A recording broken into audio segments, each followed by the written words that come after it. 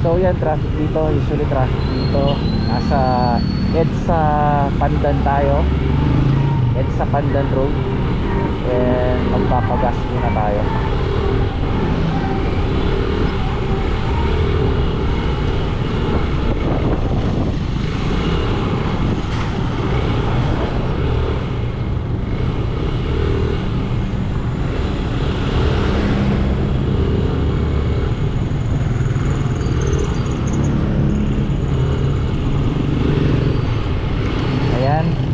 Gas is around 66.85. Papagas tayo. Dito ako nagpapagas dati itong letter B.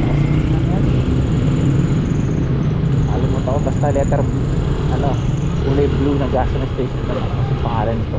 PTT to dati. And madalang lang magpagas sa ibang lugar. Palaging dito lang. Kasi ayaw ko mag-iba yung gas na kinakarga ko. 150 lang para lang konting dagdag. So yan ang gas, ayan, again 66.85.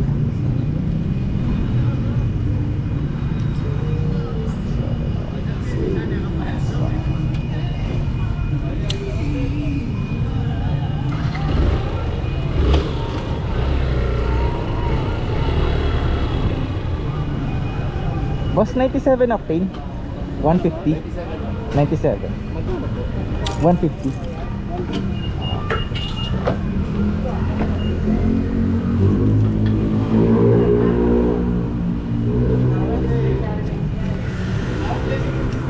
Na-maintain yung ano no, 66 ano na, ilang linggo na rin no, hindi pa tumataas.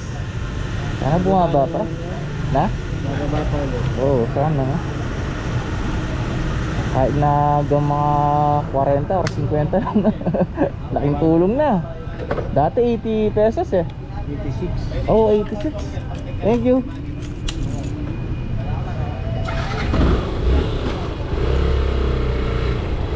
So kita nyo yun guys, dating 86 daw oh.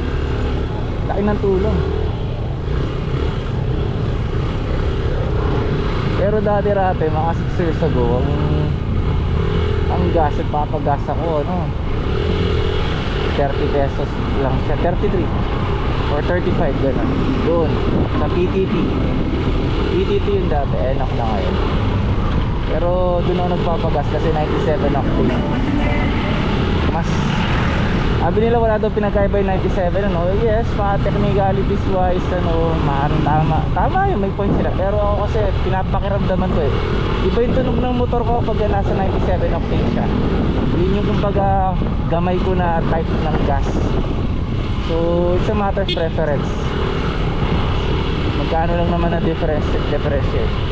And I don't think nasisira naman ang makina ko doon. Kasi nung last time na pinacheck ko yung makina ko and pinacheck yung spark plug, sabi ng mekaniko doon makikita ko bakit ano or something, okay naman daw, wala nang problema sa makina. So yeah, I'll still stick with the 97 octane kasi again doon ako sanay and mas smooth ang takbo ng motor ko pagka 97. 95 parang gumagaragal yung makina ko na hindi maiiyak.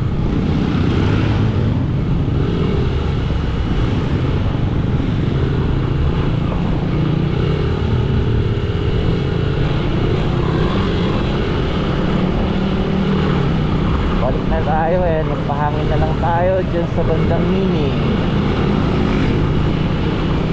Ayoko sa traffic, sa totoo lang. And buti na lang wala masyadong traffic pero ngayon, I mean dito kasi hindi pa peak hours. Ito ang oras na around 3 o'clock, past 3 o'clock na.